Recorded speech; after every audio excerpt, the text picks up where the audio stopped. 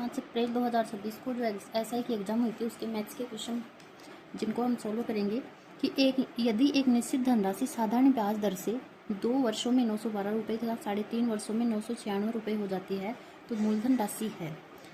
इसको सोल्व कैसे करेंगे? इसका एक डायरेक्ट ही तरीका होता है सोल्व करने का कि 2 वर्षों का मिश्र धन दे रखा है 912 रुपये। इधर वाला है मिश्र धन और इधर वाला है समय, और 3.5 वर्षों का मिश्र धन दे रखा है 996 रुपये। यहाँ समय का अंतर कितना? 1.5 वर्ष, और यहाँ मिश्र धनों का अंतर कितना है? 84 रुपये, 84। ठीक है, तो इसका मतलब 1.5 वर्ष का ब्याज कितना हो गया?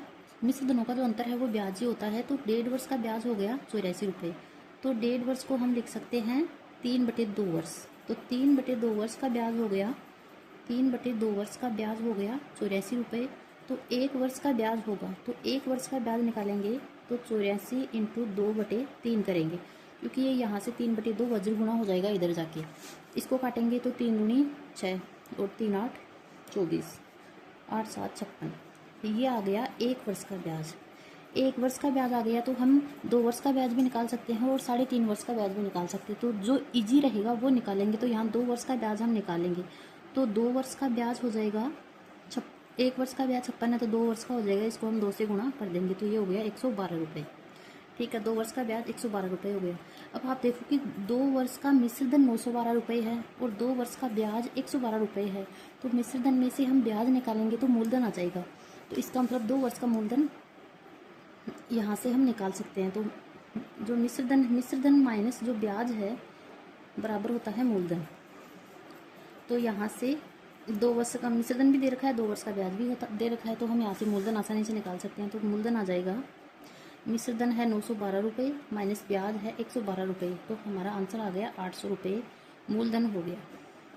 इस प्रकार से इस क्वेश्चन को हम सोल्व करेंगे। ऑप्शन नंबर हो गया सी। अब है इसका नेक्स्ट क्वेश्चन। नेक्स्ट क्वेश्चन है, एक संख्या में 5, 7, 8 से क्रमागत भाग देने पर शेषफल क्रमशः 2, 3 तथा 4 प्राप्त होते हैं, तो निम्न विकल्पों में से वह संख्या हो सकती है। तो इसको सोल्व करने का एक डायरेक्ट तरीका होता है। इस टाइप के जो भी क्वेश्चन आते हैं उनको इसी तरीके से हम सोल्व करेंगे। देखना कैसे कि क्वेश्चन में दे रखा है कि 5 से भाग देंगे तो शेषफल आएगा 2, 5 से भाग देंगे तो शेषफल आएगा 2, 7 से भाग देंगे तो शेषफल आएगा 3, 8 से भाग देंगे तो शेषफल आएगा 4।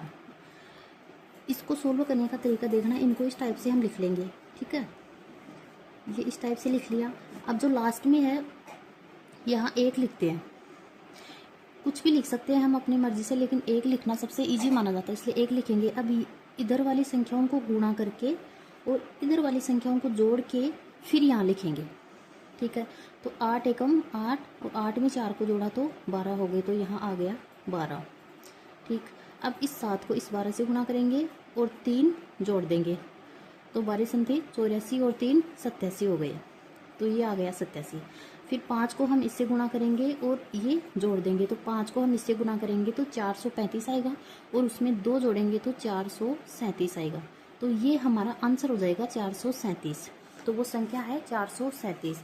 इस टाइप से कितने भी संख्याएं दे दे और कितने बार भाग दे, इसी तरीके से हम निकालेंगे और एक्यूरेट आंसर हमारा बिल्कुल सही आएगा। बहुत ही आसानी से हम ऐसे क्वेश्चन कर सकते हैं।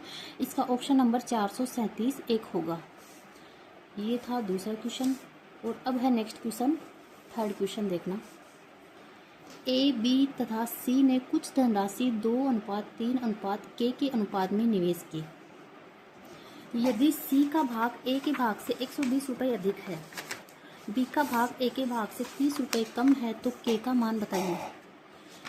इसको सोल्व कैसे करेंगे देखना।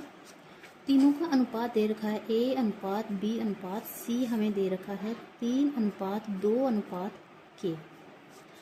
यदि सी का भाग ए के भाग से 120 रुपये अधिक है और दे रखा है बी का भाग ए के भाग से 30 रुपये कम है। अब देखो हमारे पास संख्या के रूप में ए और बी का मान दे रखा है, तो हम इस वाली लाइन से करेंगे। बी का भाग ए के भाग से हमारे पास तो 1 रुपया कम है और क्वेश्चन के हिसाब से 30 रुपये कम है, तो हम इसको इस टाइप से बटे के रूप में लिख सकते हैं और ए की वैल्यू इस टाइप से हम मेन वैल्यू निकाल सकते हैं। तो ए का भाग बी के भाग से 30 रुपये कम है, तो ये 30 रुपये कम है क्वेश्चन के हिसाब से हमारे पास।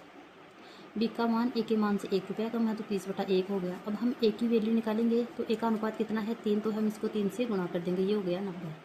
इसी प्रकार बी का निकालेंगे तो कुल वैल्यू तो 30/1 आ गई, इंटू बी का मान कितना है 2 है, ये हो गया 60 रुपये।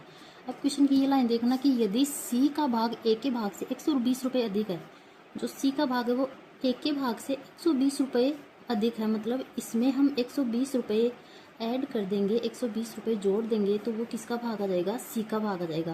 तो इसमें 120 रुपये जोड़ेंगे तो आ जाएगा 210 रुपये, तो ये आ गया सी का भाग। ठीक है, ये सी का भाग आ गया। अब क्वेश्चन में पूछा है तो के का मान बताओ, तो के का मान बताने के लिए हमें इनको अनुपात के रूप में निकालना होगा। तो हम इनको ए अनुपात बी अनुपात सी के रूप में निकालेंगे। तो ए बी सी की वैल्यू हमें दे रखी है, ए का मान हमने प्राप्त कर लिया 90, बी का मान आ गया 60 और सी का मान आ गया 210। 1 0 से 1 0 तीनों की कैंसिल हो गई, 3 के फाड़ी से 3 3 9, 3 दूनी 6 और 3 7 21। इसका मतलब 3 अनुपात हो तो क्वेश्चन में दे ही रखा था, और के की जो वैल्यू है वो आ गई 7, यानी कि सी का अनुपात आ गया 7। तो ऑप्शन नंबर हमारे क्वेश्चन में है डी, तो इसका आंसर हो गया 7, ऑप्शन नंबर डी।